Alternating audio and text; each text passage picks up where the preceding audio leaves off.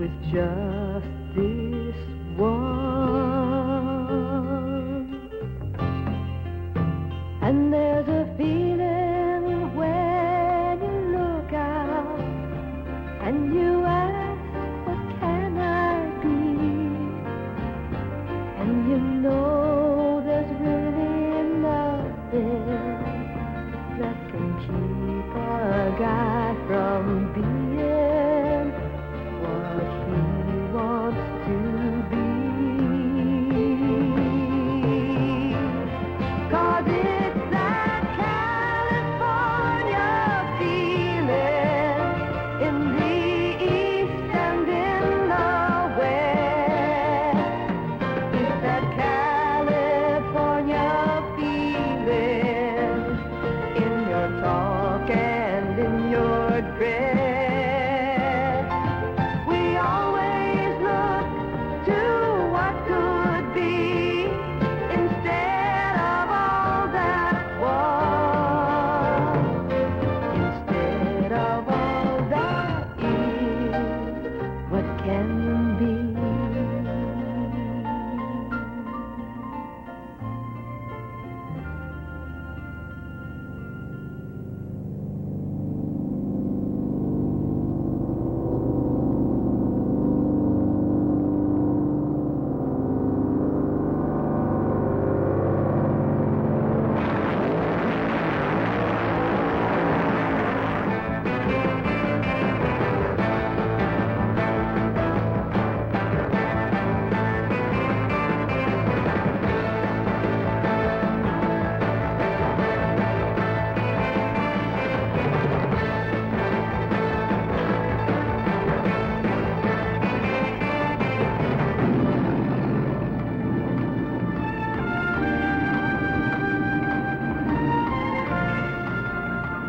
Welcome to Orange County International Raceway, where today we're having the Hang 10 of Funny Car 500. You'll see Pat Foster in the very Setzer Vega, the defending champion, Little John Lombardo, Danny Ongaias, Big John Mascini's machine, Jervis O'Neill, Jim Adolph, Paisano Matsubara, world champion Gene Snow, Tom Ferraro, the Bratzenberg in Vega, and Big Jim Dunn.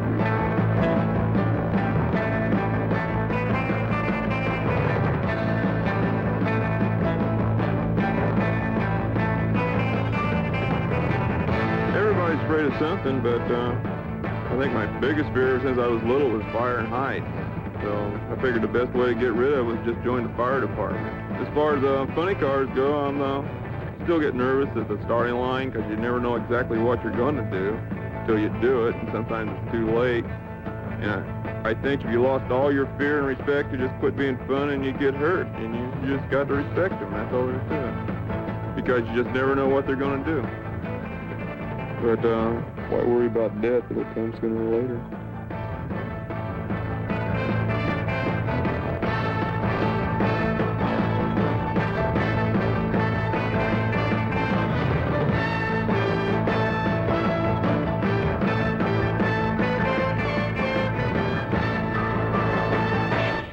And here's a treat. Next up to qualify is Jim Dunn in the trend-setting rear-engine Plymouth Barracuda funny car. In the starting gate, the green light is on, and Dunn is underway down the quarter mile in his qualifying attempt.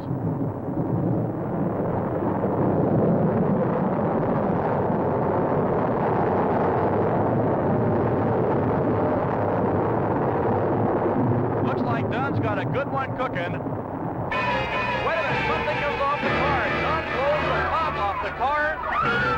Everything turns out all right, and get this, he still qualifies at a 6:94 elapsed time.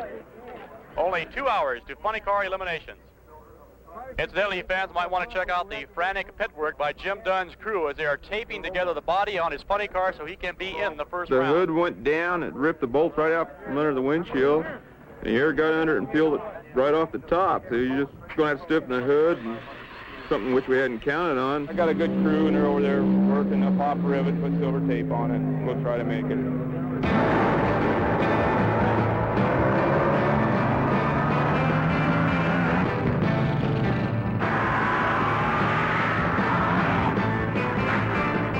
I'm one of the older drivers out there, but most of your good drivers are probably in their late 30s, early 30s. And right now, just in the last 2 or 3 years, the young kids are starting to come in, which is good. Attention funny car drivers, only 1 hour to funny car eliminations. The staging lanes are open. We got a rear engine car, and it's a sort of a prototype right now. There's only 3 of them running, and we're having a little bit of bad luck right here, but I think the other 2 are having a little worse luck than we are. Drag racing is simply 2 cars racing down a quarter of a mile. The burnout you do simply get your tires hot and give the crowd a little show. The tree comes down, you can go when it turns green. If you're too soon, it turns red and you lose. Steve Byrne is in the starting gate. The R's are up. Super Chief, he's underway. Oh, a gigantic wheel stand by Byrne, the Super Chief. He sets her down, appears to be all right. The car is out of control. Hold on, Byrne is in the...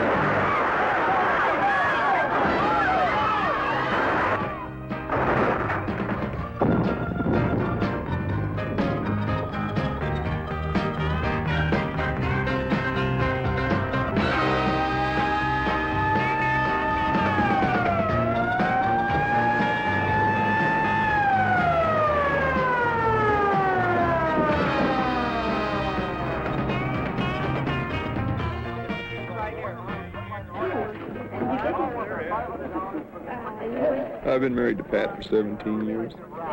I wouldn't be honest if I didn't say I didn't worry, but you really can't worry that much, and Jim's proved to me over the years that he's very safety conscious about things, and he's very good about it.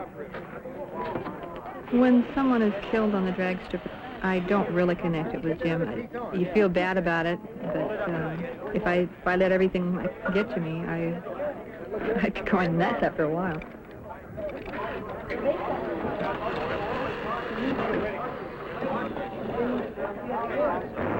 The funny car is just a plastic body that they've taken off of a regular production car, and you put it on just basically a short dragster frame with a dragster engine in it.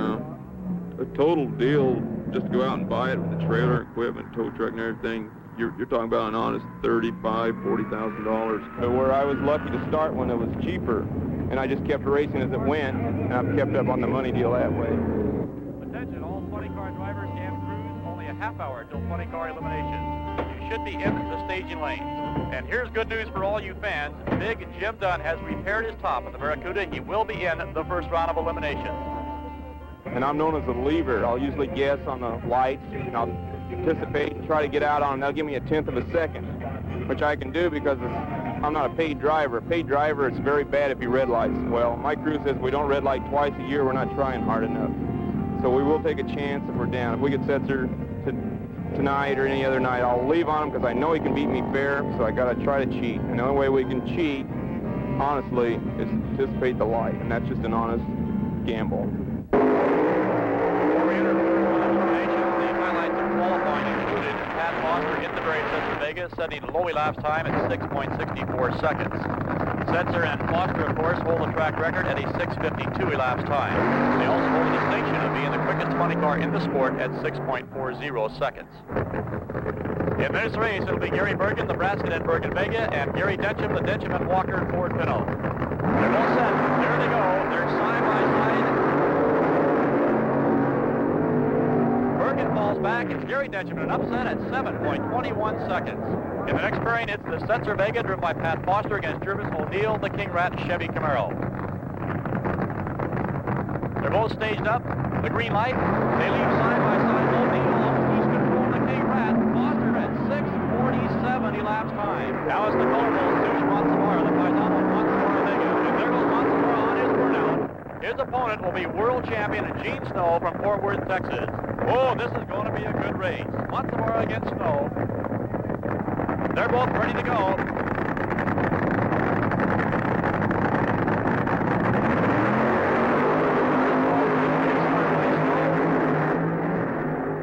Snow clicks off a 6:68 for the win. Top speed of the event at 222 miles per hour. The next race will pit the KG veteran Jim Dunn, who has gone to the semifinal. He has drawn Pete Everett's Little Demon. This is the second half of the semifinal race. The winner of this will go into the final against the awesome Mary Setzer Vega driven by Pat Foster. The world's greatest and the fastest funny car.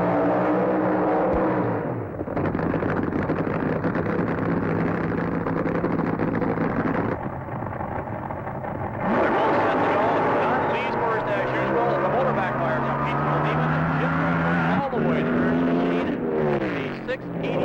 laps time, speed of 194.80 miles per hour. It's Jim Dunn into the final against Pat Foster of the Barry Setzer Vega for the Funny Car 500 title. They call us the budget racers, mainly because we can't buy a pink motor or a black engine. So we build our own motors and we do all our own mechanical work that we can. I've got a very good crew here. They don't get paid anything. And the main thing, they really enjoy racing, so they're very good on the crew. My family gets involved quite a bit. Like my son there is my #1 pit crew, and my daughters help pack the chutes and pour the oil when we go out. My wife, she pours the bleach and helps line us up. Last year we went back east. We went through 23 states and raced 18 times. We were gone 5 weeks, and that's what I called a vacation. Qualified. He's mowed down 3 opponents. He is in the final, and he'll be going against Pat Foster in the awesome Barry Setzer Vega that posts OET at a 6:40.70 lap time. Actually, what we're doing now is warming up the starting line with the torch. We do this before the final. There's no liquid down, no reason to be alarmed. We're doing this to give the driver and their crew members the best chance to launch their car in this all-important final. It's just to warm the starting line. It's the combination, of course, the launch of these cars. It's 2 things. It's the heat, the stickiness of the tires, and, of course, the heat itself of the track. Before we enter the all-important final, a real credit to Jim Dunn and his crew for their frantic pit work, as 3 hours ago, his car... Last round, we have a saying that we usually use that we're going to put the motor on kill. When we say put the motor on kill, it means we're putting in as much nitro or a little more than we know it could possibly use, and if we're wrong, it's going to explode, and that's why we call them a little 7-second hand grenade. And he'll be using all his canniness. Everything he has is savvy to get by Pat Foster to lead first the starting line and hold him off before they reach the finish. Jim Dunn's experimental rear-engine Barracuda is designed, of course, to lead hard on the starting line. He left very hard. He's held his opponent off. He's been able to shut off early speeds 190 miles an hour or so, and therefore defeated his opponents. And this is what we can look for in the final against Pat Foster. It'll be Dunn trying to lead first and trying to hold off the Vega to the finish line. The burnout, first of all, in the right-hand lane by Pat Foster in the Barry Setzer Vega. Vega sets them on fire as he warms the rear tires. This is it, the all-important final at this, the second annual Hang 10 and Funny Car 500. In the tower lane now, the burnout by Jim Dunn. Whoa, Dunn just smokes them all the way down the track to the 3/4 mark, putting on quite a show in this final race. Quite a feat for the fireman from La Mirada, Jim Dunn, that he's even in this final. He backs up his Barracuda, as 3 hours ago this car was a convertible. He blew the top off in qualifying, and here he is in the final.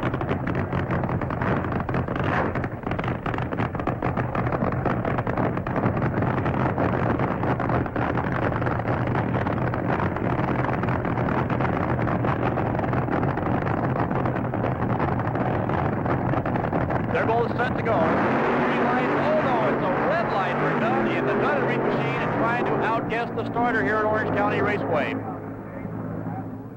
A lot of guys like to play football, baseball, or something, but even when I was little, I'd like to go racing now. When I was very small, my dad, he liked horses, and he had me a horse, and we lived out in the dairy, and he wanted me to work there, but I told him I didn't want nothing to do with that act, so my dad said, well, what do you want to do? I said, I want to go racing. So he said, for my 16th birthday, he bought me a 40 Ford, and a cam, 2 carburetors, and about $50 worth of tools, and said, there you go. I've been racing ever since. And we got competitive about 1963 and 64. We started racing with the Aldred here. It was Dunn Merritt Velasco Coupe. We ran it for 2 years, won the Winter Nationals both years. Then we went dragsters, Henry and I, and didn't turn out too well. I wanted to go Chrysler. He didn't want to. He was a racer when we met, and when I married him, and he still is. So I've got a new partner named Yates. We went dragster racing. We were low ET at Riverside, third week out for the hot rod manufacturers meet, and had to quit. And then I went down and saw Reed Automotive, and he says, I'll give you a motor if you want to run a car. And I had a brand new car then. It didn't do too well. It had an experimental Woody front end on it. He's easy to get along with, and he's a good sport. And then we got a new car. We got the rainbow car, they called it. And we won Bakersfield that year for the field championship in '69. We won Division 7, '69. You know, if he didn't race, I wouldn't want to go out because it would be so boring. And we went to the funny car, the Dunn and Reed funny car. We won Bakersfield again in '71 with the funny car. I believe that do what you want to do now and worry about being old when you're old. I can't see saving my money. I do what I want to do today and worry about tomorrow. So I guess you could say I live day by day rather than what will I be doing 30 years from now. After he built the funny car, he just started winning a lot, and the bottle company came wanting to build models, make models though. Dad said sure. And they were just, they were going to give him some money, but he didn't really care about the money, and they ended up giving him 1.5% plus $500. Used to, if you had $1,000, you could be 80% of the guys because they only had $500. But now everybody's got their $1,000. Now you go out there and you got the factories behind them and everything. So you're beating a bigger factory now. It's a bigger thing. It actually gives you more satisfaction when you can beat one because it is harder and it's more competitive than it used to. There's a special trophy for red light and then One of a kind. Neato, right?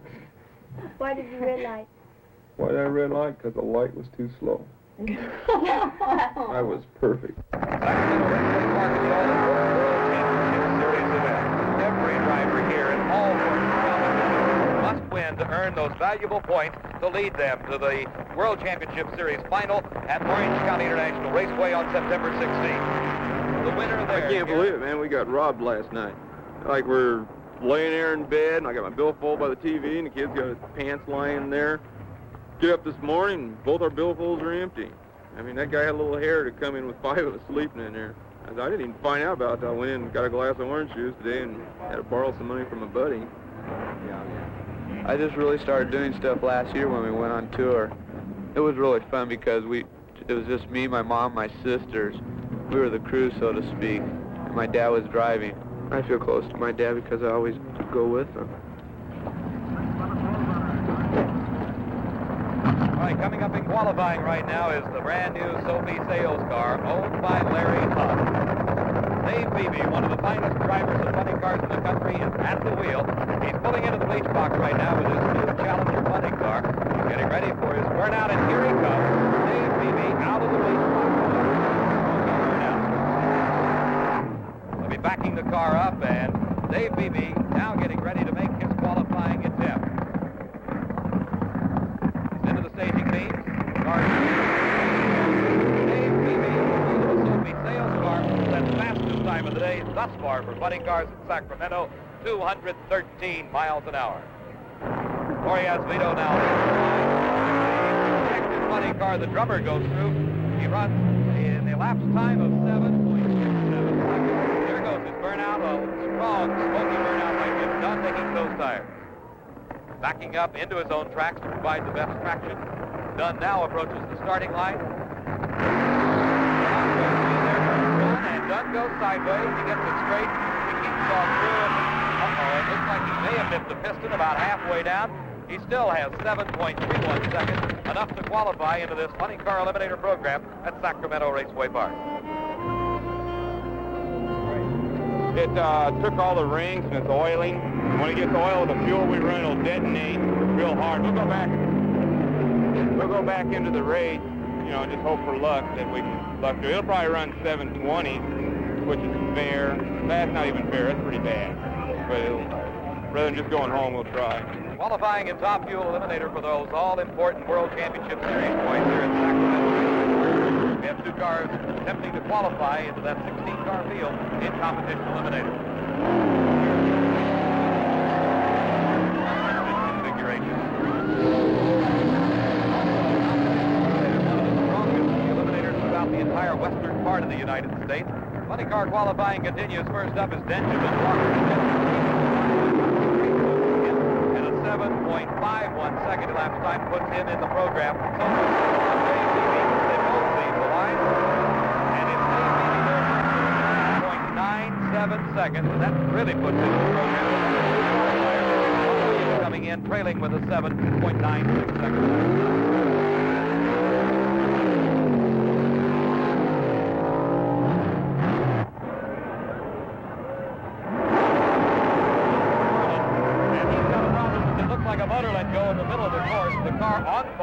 The car looks like from here to be getting sideways.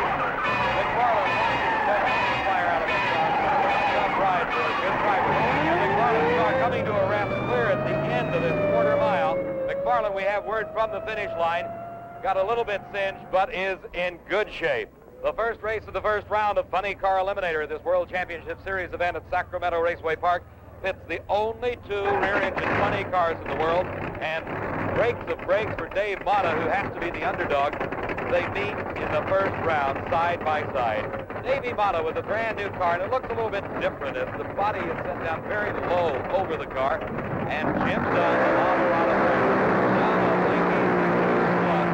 one of the guys that is most respected in funny car racing throughout the entire United States. He drives that rear-engine Barracuda. It's certainly one of the toughest in the country. Both cars heading now towards the starting line. The tree comes down. They're both on Dunn with a big lead. And Mata having problems after coming down in the middle of the course. Dunn goes through with an elapsed time of 6.98 seconds at 195 miles an hour. Davey Mata trailing with a slowing 136 miles an hour at 8.31 seconds. Jim Dunn winning the first race, moving on to round number 2 and the all-important World Championship Series points. He's probably one of the best drivers out there as far as I'm concerned. He's not swell-headed enough. He's the kind of driver after the race we all go out and party together, have a good time. He's got a very short temper, but it doesn't last that long. You know, he's mad enough that 5 minutes later he figures all about what made him mad, and back to the same old. Yeah, I figure I'll drive for another 3 or 4 more years. Tuning the motors, getting chassis to work, that's the hardest part. So I'll probably just go into helping the kid get his car to run. He'll be the driver, and I'll just go into the background. I haven't really decided what I'd like to do with my life yet. I'd like to get into drag racing, but I feel I should have some other thing to do in case I don't make it. I've been thinking of taking a class next year in accounting.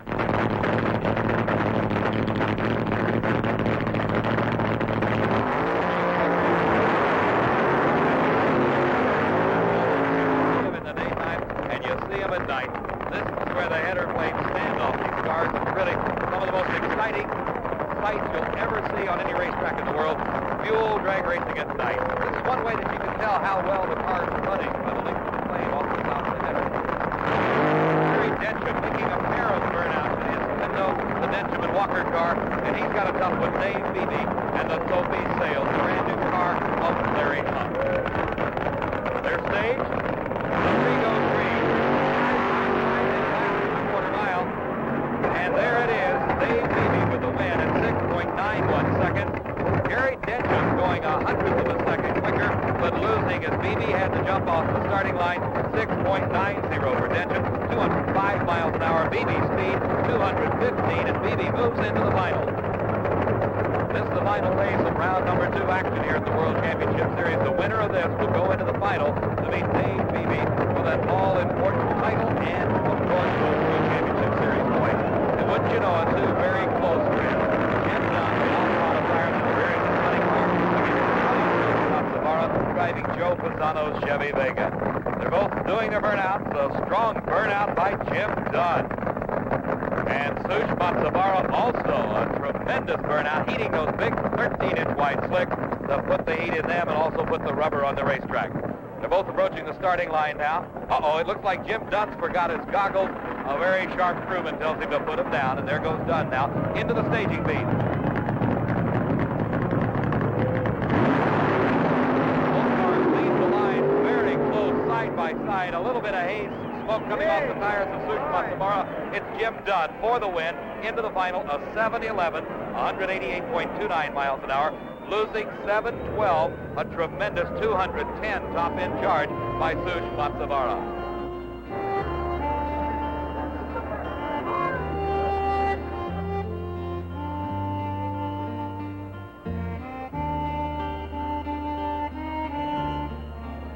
We just got word from the pit. It's a broken 2-speed for Jim Dunn. Dave Beebe, the automatic winner. A tough break for Dunn in the rear-engine Barracuda. I miss Jim the most when he's at the fire station. Yeah, I've been on a fire department about 9 years. The job's very good. You got good guys to work with, and you never know what's going to happen. Maybe we'll have a fire today, maybe we won't. The work's the worst part because there's just no way of getting home then. I mean, you're out racing, like I said, it's more of a family affair. At work, you're gone for 24 hours, and you're gone, 1/3 of my life we're at work. That's probably the most lonesome time. I could probably do better right now, say, drive into the race car than I could in the fire department, but you have good security, and I got a family with 3 kids. Like I say, I'm a professional hobbyist. That's the way we look at it. And I get to race enough where I'm satisfied, and I still got a good enough job that keeps my wife happy. I was, what you could say, scared of heights. Just, I mean, literally scared to get on top of a coffee table even. And to get on the job, the first time I failed the physical agility, which consists of going up 5 stories up a ladder truck and then down and everything. I went up it and down it, and the guy got down the end. The guy says, "Boy, I'm sorry, Mr. Dunn, you failed." And I said, "Man, I'm happy I went up and down it. I thought maybe you had to pull me down." 2.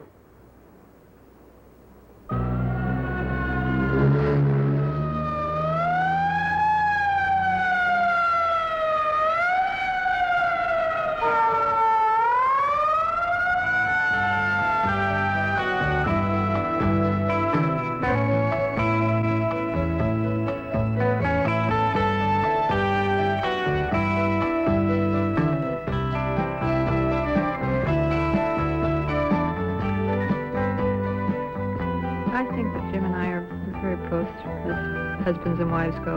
The only thing that really troubles me is his temper. He's got kind of a bad temper, and so do I, and sometimes we kind of get into it. If he's wrong about it, he will apologize. I learned from my father to be a good loser. Like you said, sometimes you gotta win, sometimes you gotta lose. Jim's a very good dancer, but he won't dance.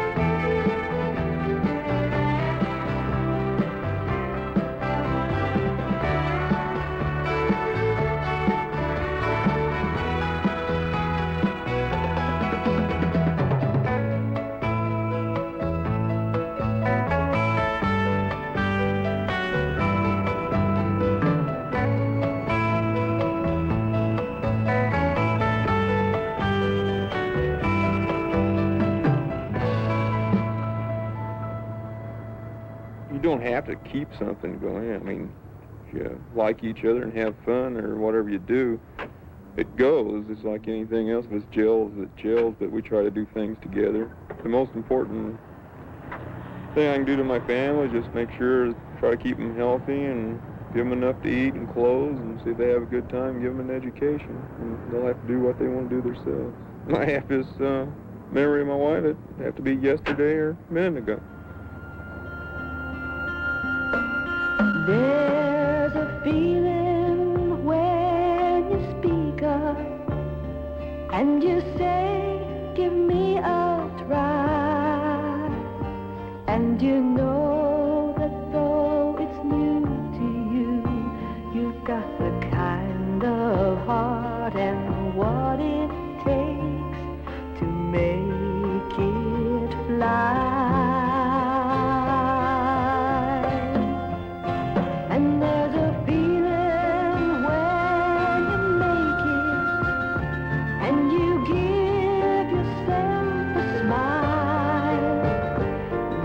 Love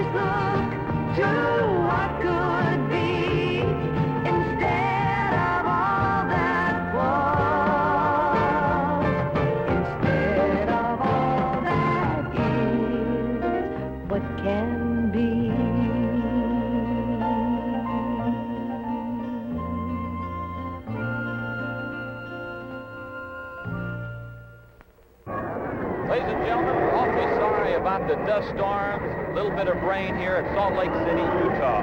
The World Championship Series will resume as soon as the weather permits. While we're stopped here, ladies and gentlemen, for a moment. Yeah, the dust is pretty bad, but I've been racing for about 20 years. And 20 years I've been running on the streets. I've been running out in Dad's cow pasture, and been in it ever since high school. And I've seen worse things than this. I mean, I won't run in it now because we're going too fast right now. I mean, 20 years ago, I've been going about 80 miles an hour as fast as I could go, so I don't think you'd really hurt it, because about now I'll be doing 80 when I come out of a burnout. 20 years. 20 years is a long time.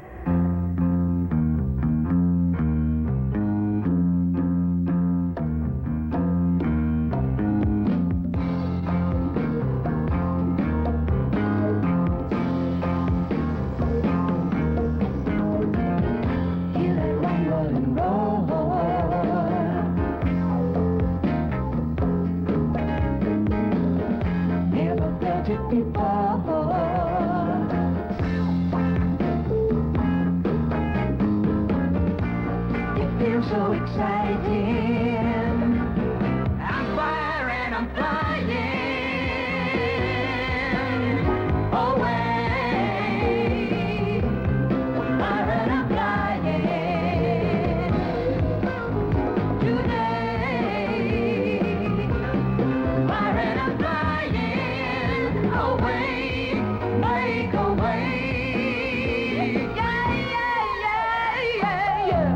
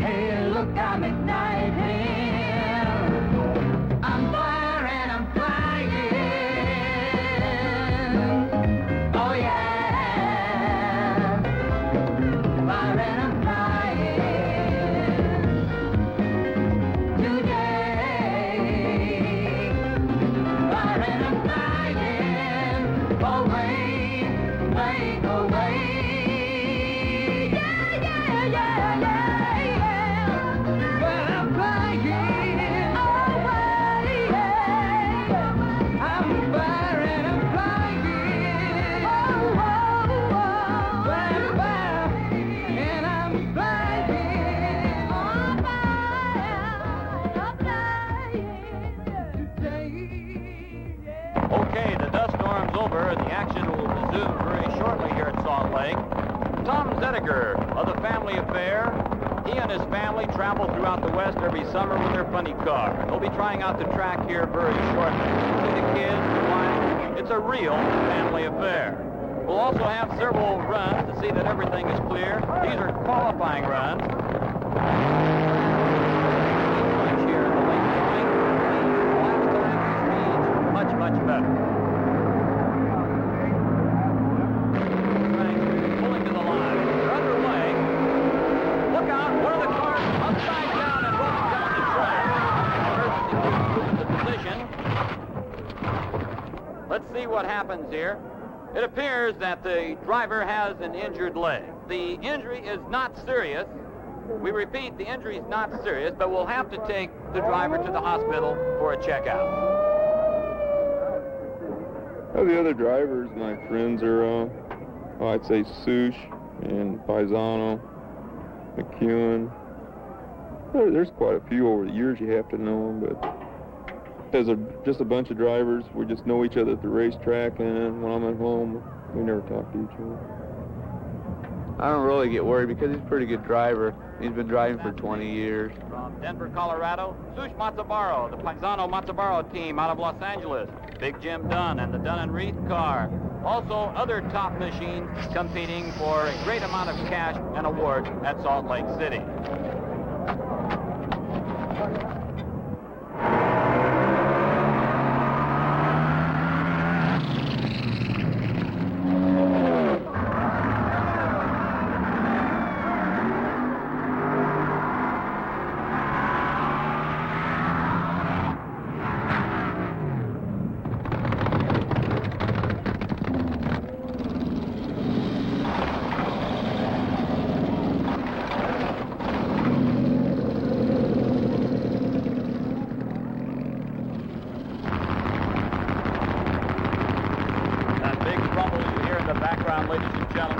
1,500 horsepower as Big Jim Dunn, the Dunn and Reed rear-engine funny car, comes towards the starting line. Dunn, a big favorite here with the fans at Monaco Racetrack. It's a different altitude than he's used to working on. He's fired up. And he thunders down the quarter mile. He's making a fantastic run. A very good qualifying run for Big Jim Dunn with a 6.85 seconds. 6:85, a new Bonneville track record. Last year, when we started, everybody had 3-speed transmissions. They weighed about 2,500 pounds, and they thought that was the answer. And we got together and said, they're all wrong, So we built a lightweight one and made as much like a dragster as we could, high gear and everything. And we were the winningest car on the West Coast. So this year we figured, well, let's go one step more. So we built the rear engine, and it's been giving us nothing but a headache. But we're starting to get the combination, and it must be working because we got the track record here tonight.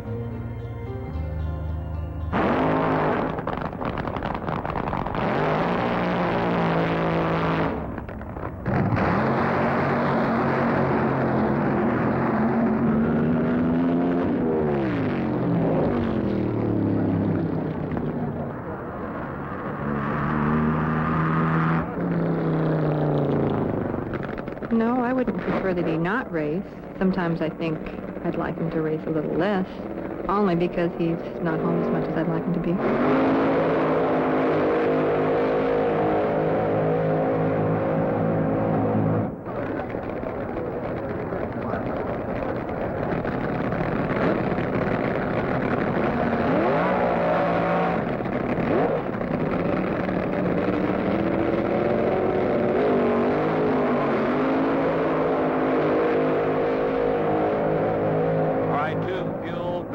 Nitro-burning, Hemi-powered funny cars. Sush Matsubara up against Bob Pickett.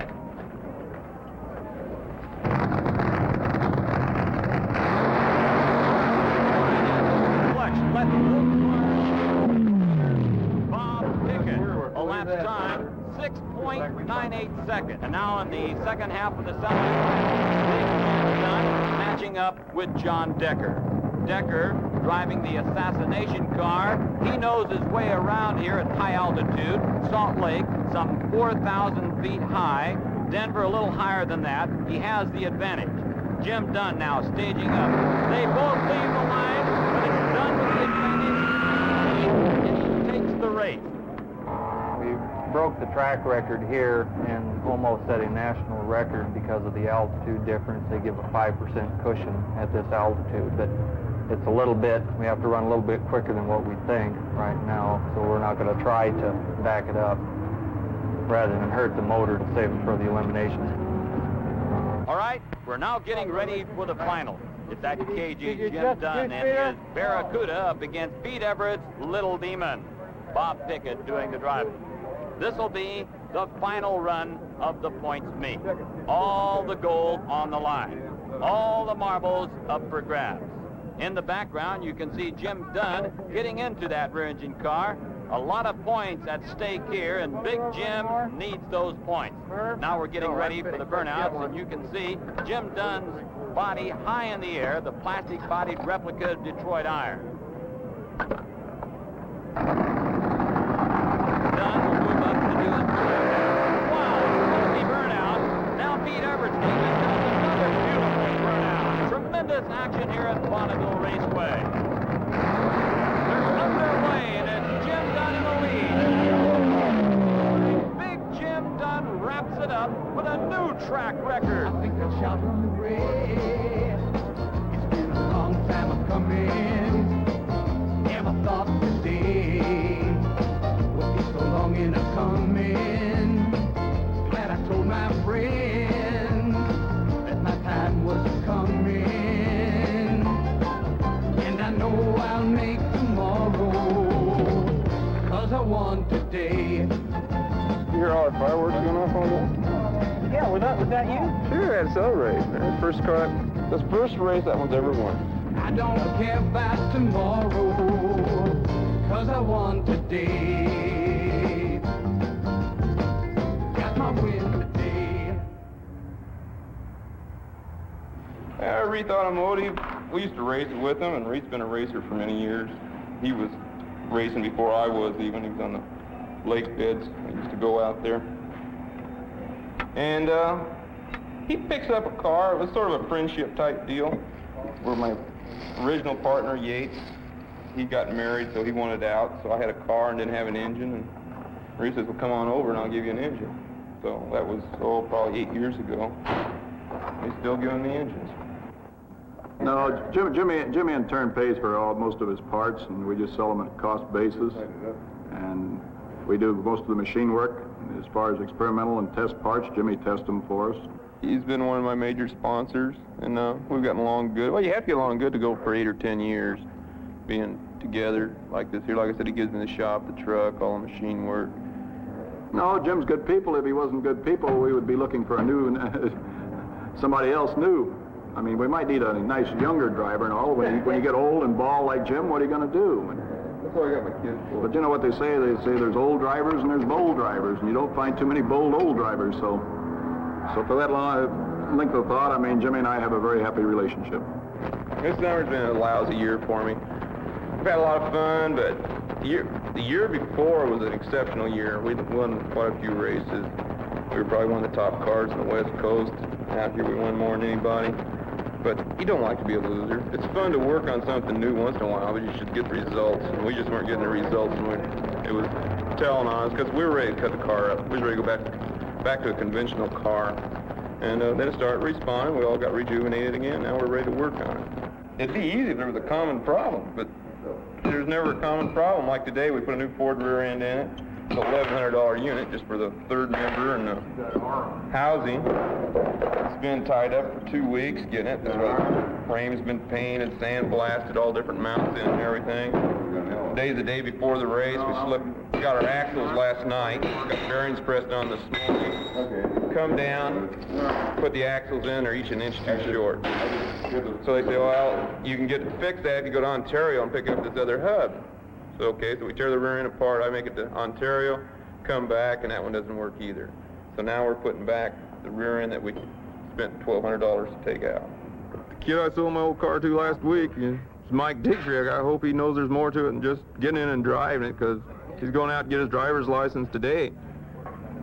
Showed me how to build a motor and how to run the car, how to set everything, how to mix the nitro. He showed me. I didn't know anything when I started.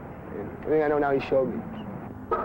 He's trying. He's going to have a hard time. I told him it's going to cost you at least $2,000 to learn, just in broken parts and stuff. And maybe he'll make it, maybe he won't. Right now he's down to $750, which, when you consider he just stepped out of a Volkswagen and stepped into a Fueler, I think he's doing pretty good.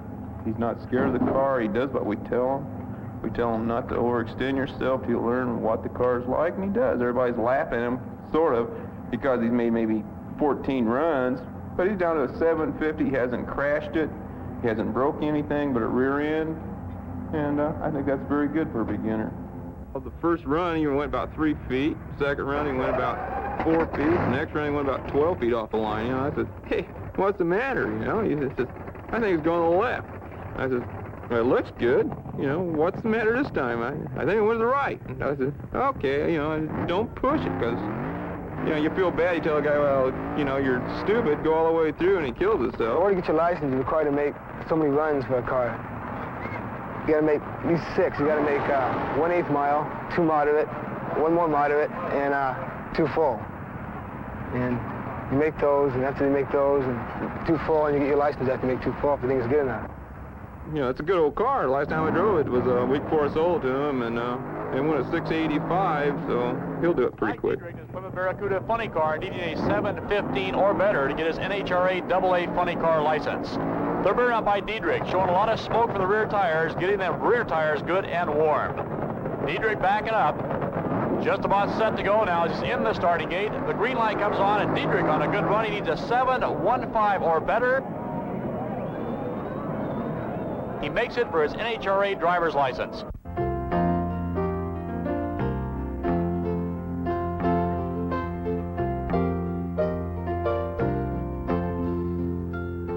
I have often walked this road before, so many times, but alone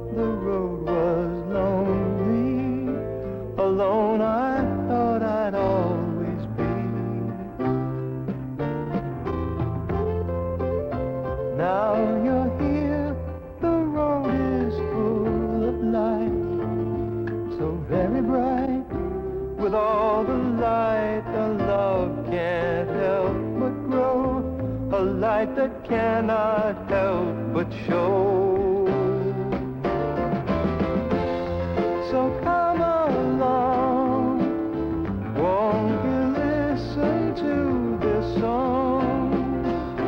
A song from deep inside, so I won't hide my love from you again.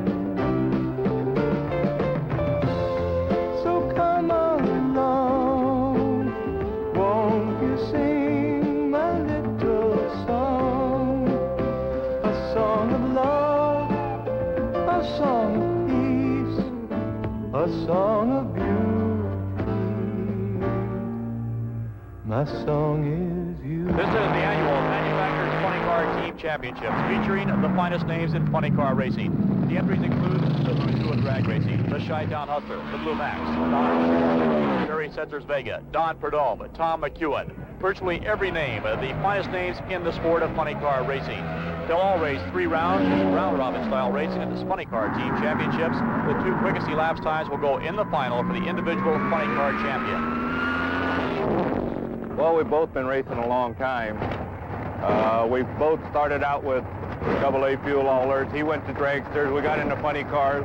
I guess we're both pretty ornery, so we just get along real good. You know, he's a good racer, so, you know, that brings out the competitive spirit, because the fact that if we lose, we have to take a lot of harassment afterwards, so we always try extra hard when we race. Most of the time, you know, like our parts are his parts we can borrow. We help each other whenever we can. There's no problem there. Oh, he's a great guy. You just, you know, if you understand him and everything, and you know that if you do bad, the harassment's going to come, and if he does bad, he expects the same from you, and, you know, we get along real fine. He was doing a lot of experimenting with the rear engine car, and, you know, like nobody else is venturing to try it out on a full-scale basis like he is. I think, but everything's coming around now where, you know, it's starting to justify for him holding out and trying it for this long. Why do you like drag racing? No, it's fun. It's the best. Volkswagens, but they're not here. It's really bitching. Fun to watch. So meet a lot of people. I like to listen to the engines. It's like racing. I like the noise. See the girls. Noise. Far out, just far out. Noise. It's thrilling. Oh, it's just really exciting. I like to see cars win each other. Well, my responsibility as a starter is to make sure that the cars are safe and they're not leaking any fuel, not leaking any oil. The car is safe to travel down the quarter mile, and when it's over and the driver has his chute out or unbuckles his seatbelt, whatever, that he's safe and the car is safe and there's no problems. Jim Dunn, Jim has a exceptionally good starting line reaction time, plus the fact that Jim's car seems to launch or leave the starting line quite a bit quicker than the average car, being that it's a straight clutch car. Normally with his super quick reaction and super quick launch off the starting line with his car, he'll win quite a few races.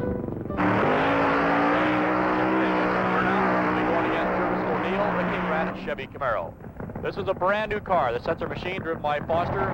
Jervis O'Neill set in the tower side. Foster set in the spectator. Here we go. Setzer's got the lead. Pat Foster, the brand new Vega. Jervis O'Neill's on fire. He hits the bottle while Pat Foster goes on to low elapsed time of 6.59 seconds. There's a red light on the track. The emergency crew rolls to the aid of Jervis O'Neill. The number 5 qualifier for the Ford team, John Collins. Next, the number 2 qualifier, Dwayne Ong. The number 1 qualifier for the Ford team, Richard Tharp and the Blue Max. Next, we have Little John Lombardo, and next we have Jeff Cordy. Then Dave Beebe, Whipple and Mr. Ed, Jim Murphy, the Holy Smokes.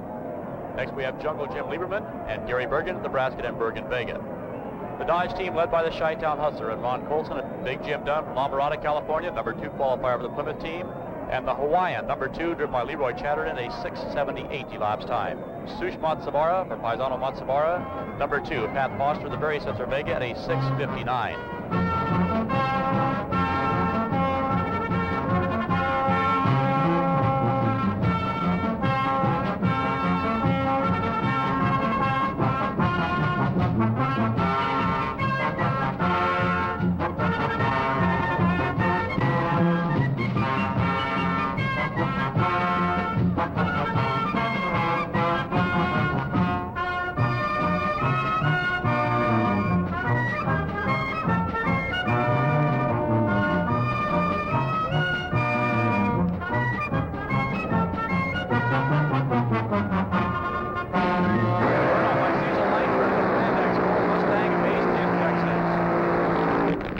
Langsford will go against Ed McCullough and the Revolution and Dodge Stevens. The burnout by McCullough.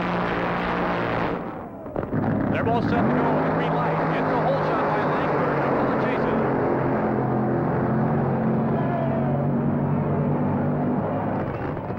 They're backing up Quick Ziegler's Plymouth. That'll be facing the Dodge of Ray Alley. There they go. Quick Ziegler a little crossed up. Jim Lieberman being backed up in the right-hand lane in his Chevy Vega. Gary Dencham is already back in the Walker and Dencham forward middle. Lieberman moves forward down to Chevy Vega. The flames is pulsing out the headers. You can see the flames hovering about 5 to 6 feet in the air as Lieberman is just about set to go. Alongside of him, Dencham in that Ford over in the left-hand lane. Both RPMs are up now. The green is on and they're set to go for underway down the field. Now Jungle Jim out first. It'll be Jim Lieberman all the way to 6:69 elapsed time. It's Little John Lombardo for the Chevrolet team and Mike Halliburton. Midway down the track, Little John's car shoots some sparks, but he still holds on for the victory in 7.27 seconds.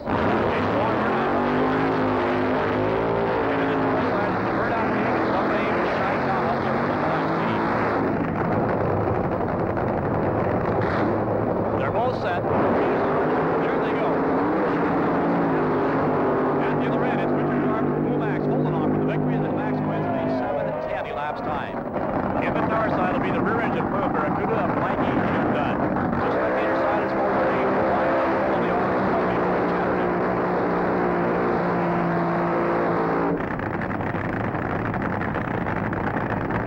They're both set to go. The green light is on. It's Dunn out first. The Hawaiian has broken on the starting line. Jim Dunn streaks to a 6:63, 213.27 mile per hour victory.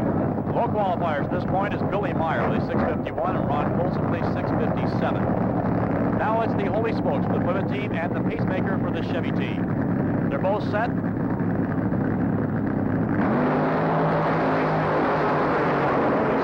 Holy Smokes trying to make a charge to begin.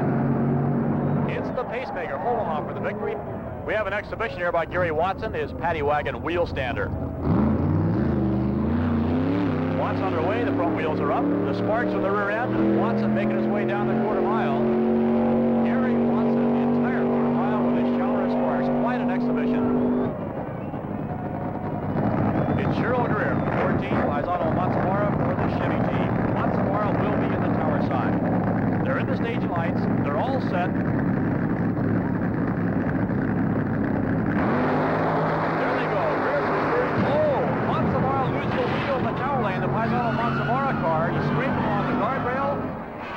It appears he'll be all right. Greer goes off for the victory.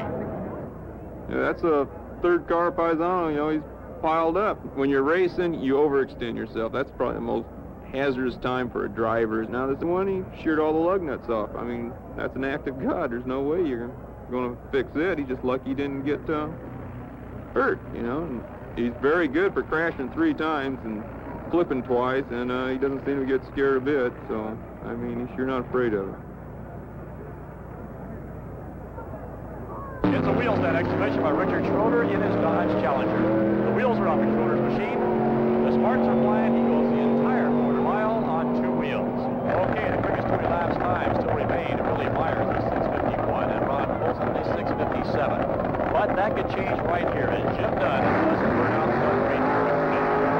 Guy Dunn went on to the Grand Prix Mustang.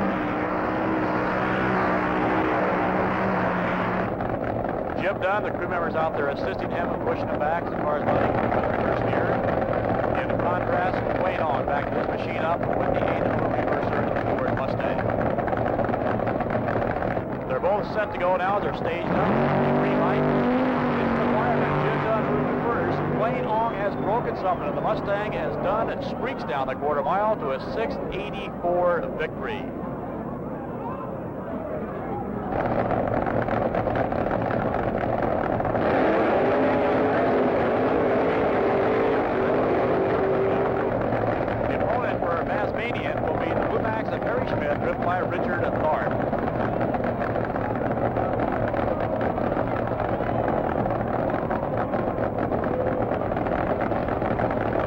all set to go. The green is on. Chased him down the quarter mile. It's Danny on Gaius with a 6:75 victory. Some drivers are lucky, some aren't. Like the guy's saying for me that I'm one of the luckiest unlucky guys there is, because if I lose a race or the motor dies at the starting line, I shut it off early, I don't know why, and we'll come home and rod will be hanging loose, the rear end's ready to fall out, and that's just being very lucky when you're unlucky.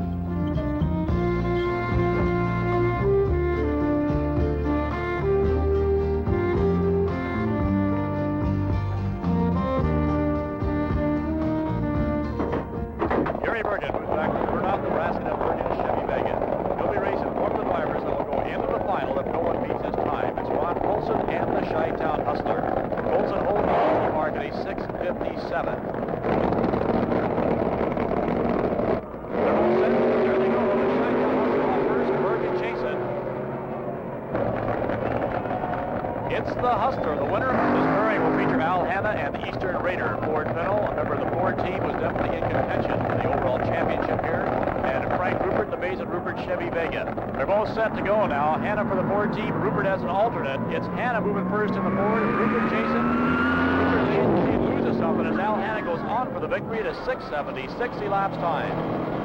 Inbound, flying down the quarter mile behind his motorcycle, showering sparks the entire quarter. Foster, having completed his burnouts in the background, and Dunn comes to the starting line for his dry burnout.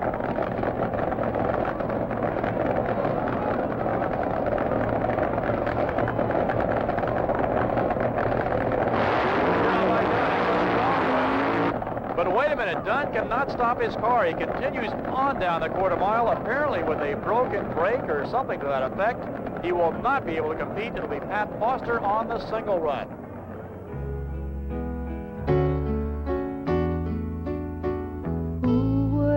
Be without you?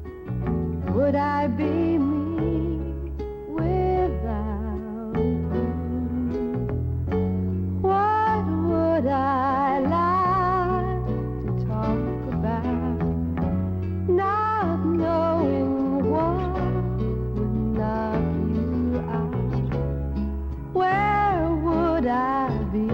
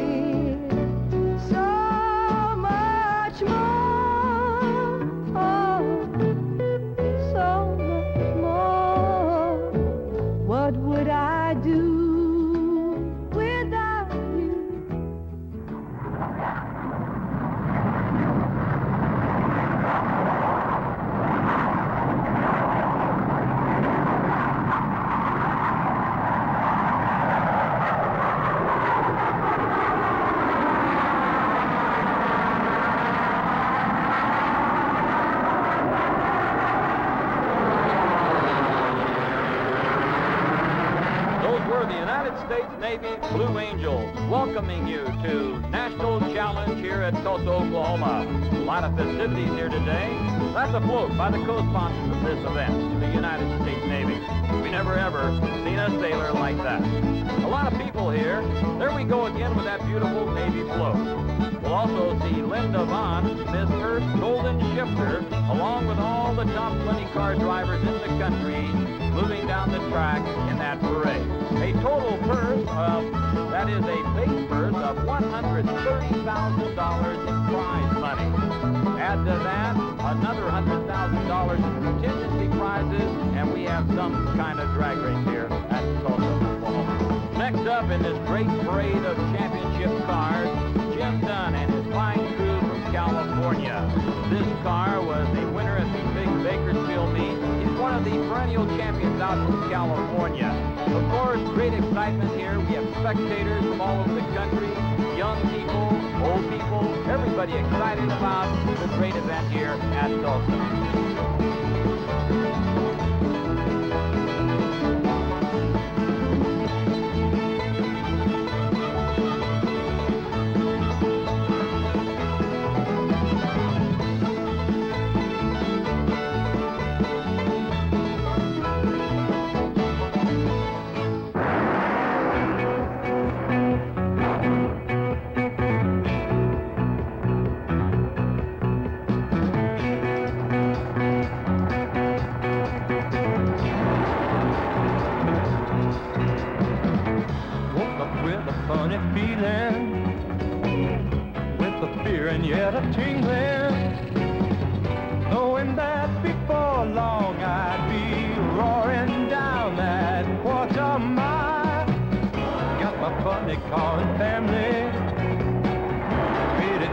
Dragster early, felt the funny stillness as I walked that empty quarter mile. Come with me, funny car summer. Go for me, funny car summer. Most men take their fears and hide them, letting them put speed inside them. I take fears and let them ride that cruise.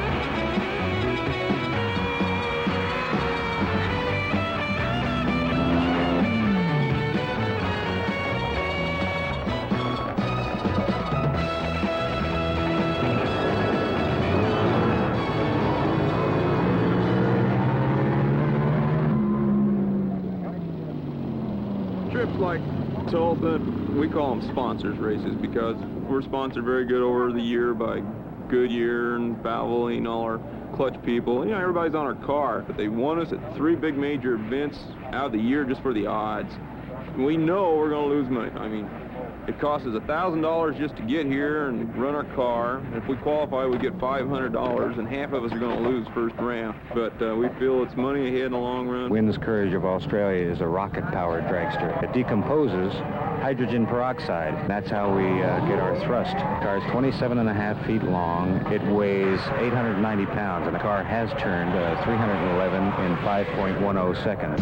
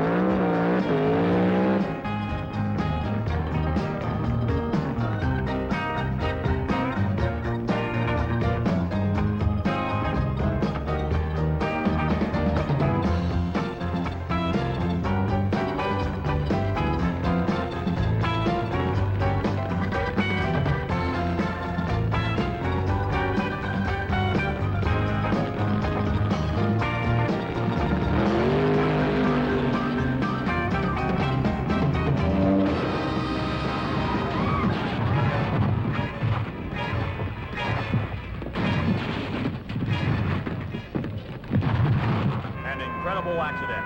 Larry Brown tosses the motor completely out of Bob Dumont's digger. And incredibly, just as incredibly, Larry Brown walks away unhurt. Driving the Mr. Ed and Whipple car from Fresno.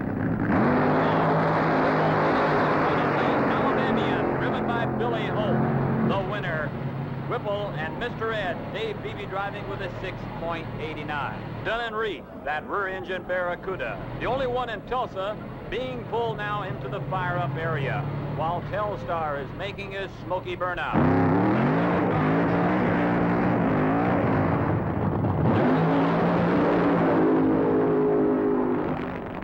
It's the Telstar Charger winning it. Ladies and gentlemen, from California, the only rear-engine funny car at National Challenge, fireman Jimmy Dunn. His opposition, John Schumacher from Evergreen, Illinois. Jim Dunn, in the fuel dragster, was the first in Indianapolis at 6.99 several years ago. Boy, that's one tough dude in the far lane.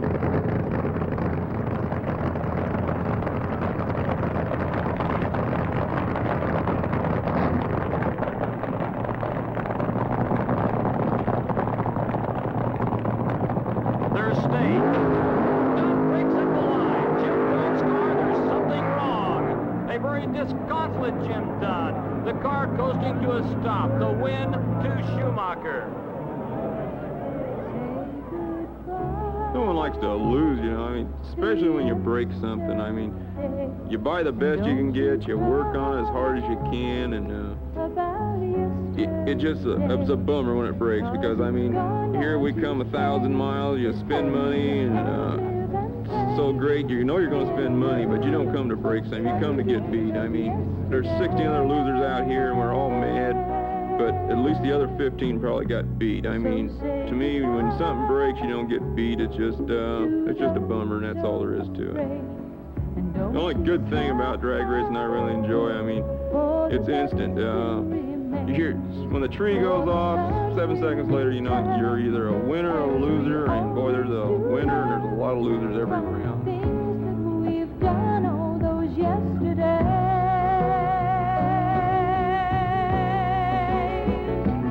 For tomorrow's the birth of a new day yet come. But there's never gonna be or ever will again be another day for you and me like that. So say goodbye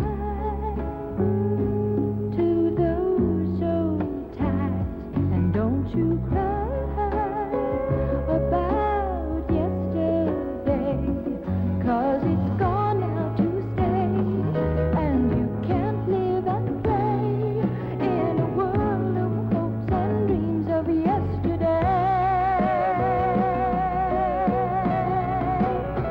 Of yesterday. She's gone away. Say goodbye to yesterday. She's gone to stay. Say goodbye to yesterday. Say goodbye to yesterday. She's gone today. Say goodbye to yesterday.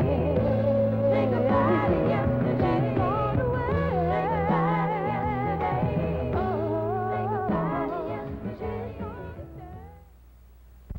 I first got into bike racing when I read in the paper that they were going to have one at the shopping center. At the time, we were just racing in the street, so I figured I had a pretty good chance, and it was better than just racing in the street because they had a full Christmas tree and everything. So I went out there, and I made my first run, and I crashed and broke my handlebars, and everybody was laughing at me. So I got mad and went home and got a new pair of handlebars and came back and set low ET. And then they weren't laughing too much anymore. At that race, I ended up getting second place because a guy beat me out by just about a foot. They had a special light system where you could cut the light, and he knew about it, and I didn't, so he left on me, and he ran his best time at 6:66, and I just couldn't catch him. After that, I got it figured out how to do it and started winning more races.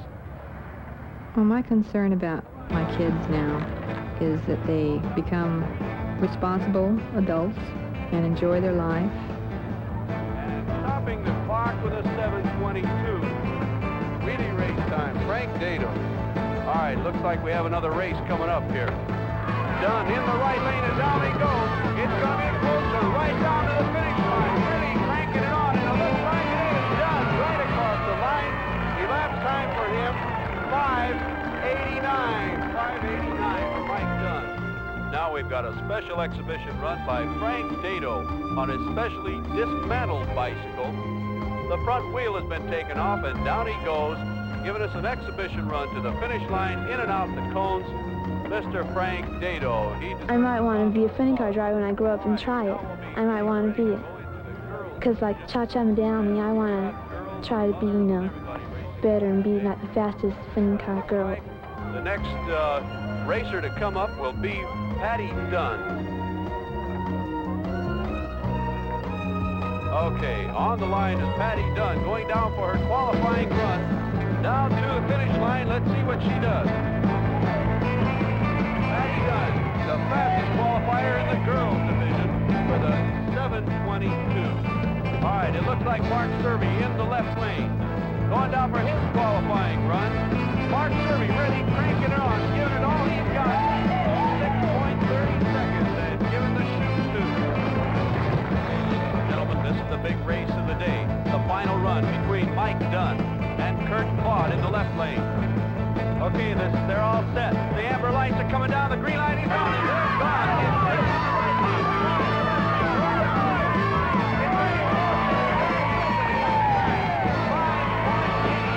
Seconds. 5:89 for Mike Dunn, the top eliminator of the day. It's time now to give out our prizes and our trophies to the trophy winners here today. We have Mr. Alfonso from the bike shop across the way, and he's got some prizes to give out. He's got a bicycle racing hat for Mike Dunn, the top eliminator. That'll keep the hair out of your eyes, Mike. And along with that, we have our first place trophy. So congratulations to you. You've done a fantastic job.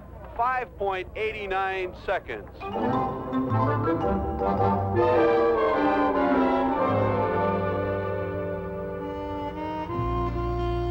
Here today at Orange County International Raceway, you'll see the Division 7 of points meet final. This, of course, the all-important race. It's the end of the trail for the WCS racers. Today, here at this event, the final chance for them to gain points at an all-important berth at the World Finals. This is the final points meet right here at Orange County Raceway.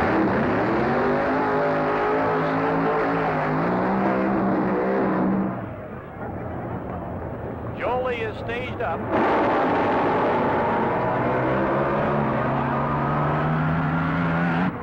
Jolie qualifies at a 6:81 elapsed time.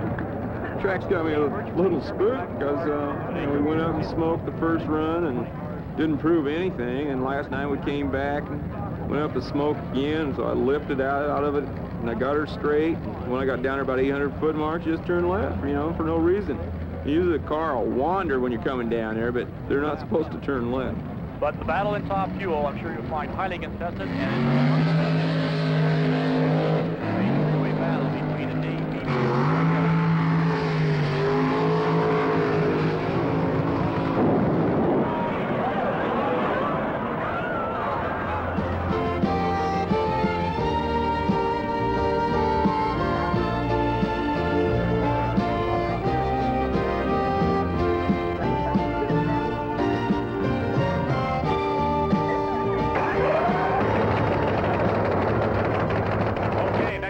Jim Dunn of the Dunn & Reed Barracuda, moving into the bleak box, set for his burnout.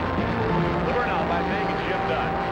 A nice, tremendous, smoky burnout, the rear engine Barracuda.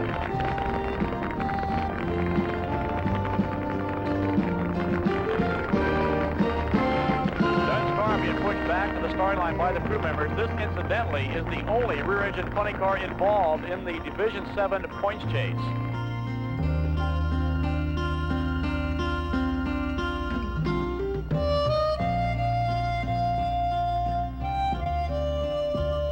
Jim Dunn, a fireman during the week, now at the wheel of his back-motored Plymouth Barracuda. The late model Hemi power plant just pulsating away as Dunn comes up to the stage beams. Dunn's now all set. Remember, he's running on the tower side. He is not yet qualified.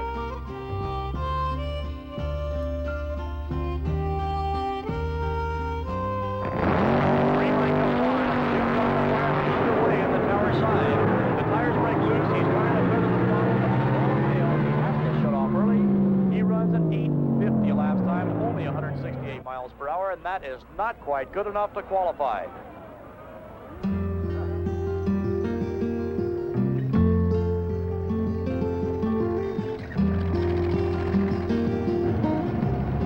When he comes in loose, you know, it's a short day. He's not going to do a whole hell of a lot. But when the old man comes in the gate upset, mad at the people at the gate, and that's when the old man comes on. And like this last run, when, you know, all day long we've been kind of lax and everything, all of a sudden the chips are down, we got to make a pass. When he's really tight and he's really got to make a move, and then that's when he's going to do it.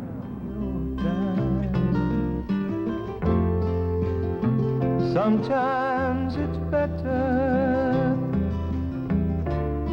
thinking things over, waiting at the end of the line.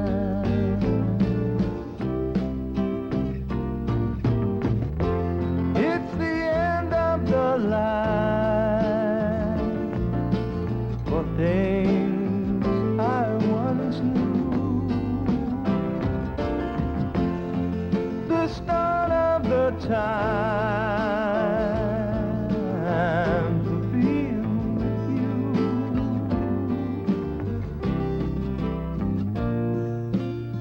The gentlest love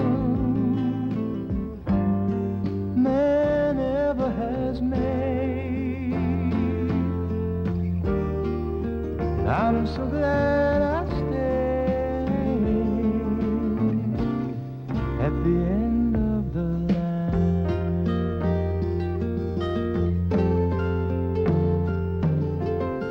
I'm so glad I stayed till the end of the line.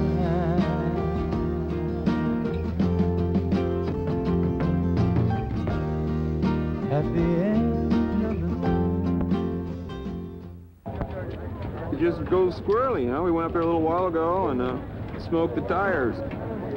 You know, then it gets on out there a little further and it starts heading for the lights, and they had to pull a chute and get it off the strip because, you know, it's going to take the lights down. They sprayed the strip and it's just not holding it in the middle. I mean, there's no traction here.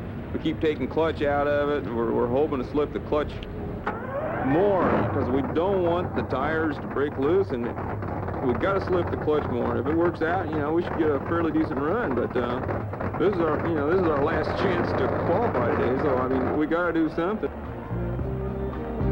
Ethan Poe is number 7 at a 684. This is the time to sweat it out because neither of these drivers are in the program. An added spark of interest here is that Matsubara, Jim Dunn, and Dave Beebe are all three tied for the division title for the funny car points lead. Beebe already qualified. If these two cars fail to qualify now, it'll be all over and Beebe will probably win the division. This is especially important for Big Jim Dunn because Dunn has been working all summer with this experimental Plymouth Barracuda, a car that led to victory at Salt Lake City with the points championship, but has broken down in Tulsa, blew a top in the Hang 10 20 car 500, and broke a 2-speed at the Sacramento points meet. Can Big Jim Dunn, who's had such a tough summer, come back and win this division crown? We'll see here today.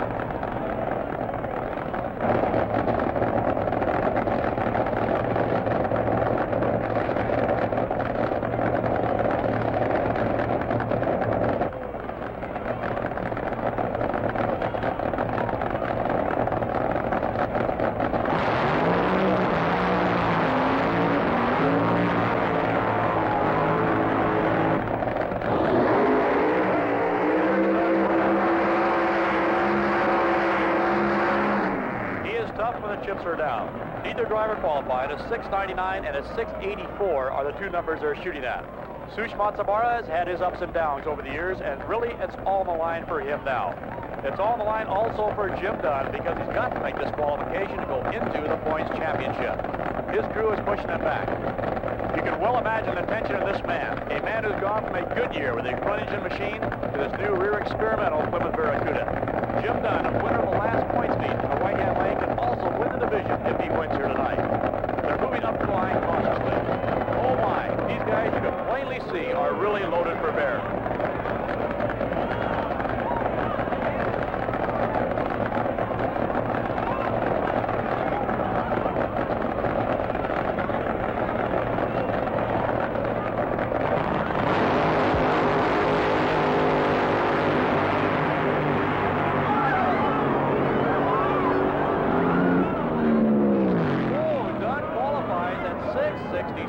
Good for the number 3 position. Sush Matsamara, meanwhile, does not make the program.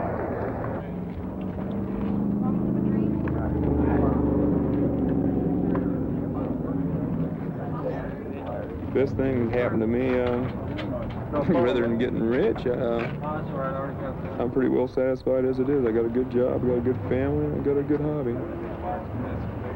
I think the most fun that I've had in drag racing is when I've been able to help on the car itself. Incidentally, this race here, before we get into eliminations on this beautiful shirt sleeve type evening here in Southern California, will be the final summer race here at Orange County Raceway, and it will be the Division 7 points meet final. And what a race this should be. We move now to the first race of this first round of Funny Car Eliminator. And what a chance right here for Jim Dunn to further his ambition of being the Division 7 points champion. It'll be Jim Dunn up against Smokey Joe Lee from San Diego, California. Dunn, of course, the La Mirada fireman driving that rear-engine funny car, one of the very few rear-engine cars in the country today in Funny Car Eliminator, and certainly the most successful rear-engine car that has ever been built. Jim Dunn and Dave Beebe are tied for the points lead at the moment. The man that goes the farthest in competition tonight is the man that will take home the title, the champion of Funny Car Eliminator in Division 7. He's worked all year for this chance. We're down to the final race tonight, and this is where it's all on the line. It's either do or don't tonight. Jim Dunn, the rear-engine car coming to line. He'll be taking the spectator lane. Joe Lee will be on the tower side with his Charger out of San Diego, California. A whole season's racing on the line tonight at Orange County International Raceway for Big Jim Dunn. It comes down to this final moment. He must win this race, advance to round number 2, and try his best for the final to make it to the Division 7 points.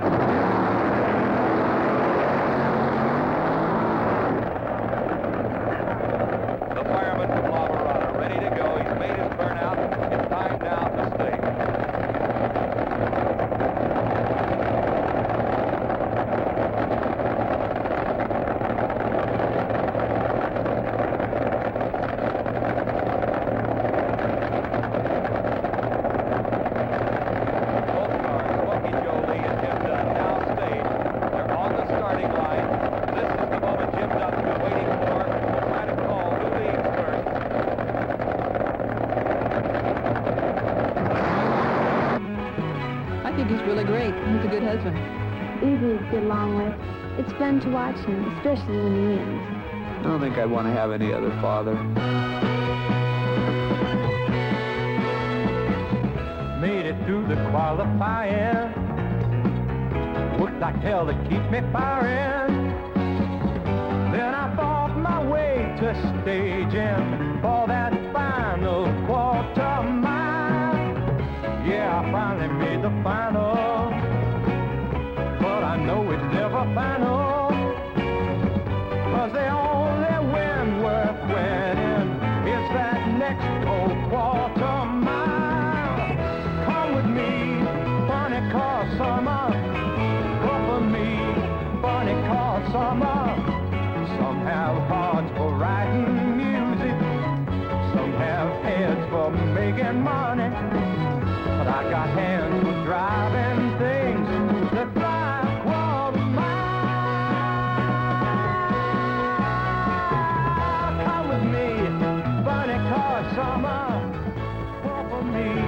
Funny car summer. Most men take their fears and hide them, letting them just eat inside them. But I take fears and let them ride that cruel quarter mile.